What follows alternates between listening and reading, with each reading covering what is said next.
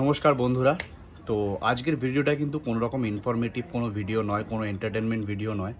তোমরা সকলেই জানো লাস্ট এক মাস ধরে আমাদের কলকাতায় যেরকম সিচুয়েশন চলছে আর.জি. কর কাণ্ড নিয়ে, এটা খুবই একটা দুঃখজনক লজ্জাজনক ঘটনা আমাদের প্রত্যেকটা ভারতবাসী বা প্রত্যেকটা মানুষের জন্য, প্রত্যেকটা মেয়ের জন্য এটা খুবই একটা দুঃখজনক আর ভয়ঙ্কর ঘটনা। তো লাস্ট এক মাস ধরে আমরা এখনও কোনো বিচার পাইনি। জানি না নেক্সট আগামী দিনে কি হবে, কি হতে চলেছে।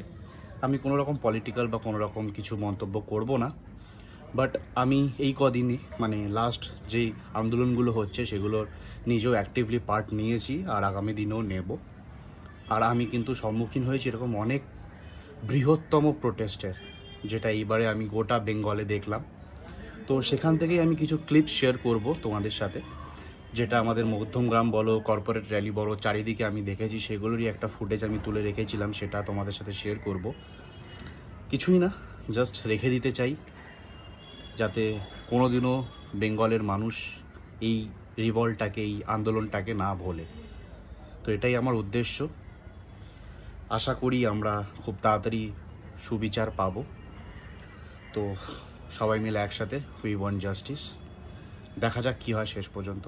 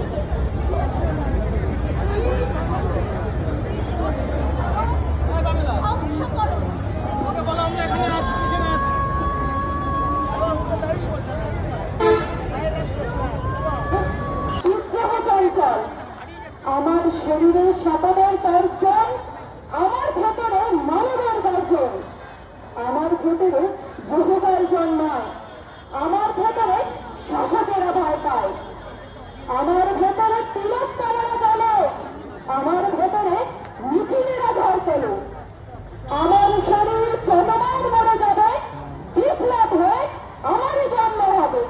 ধন্যবাদ।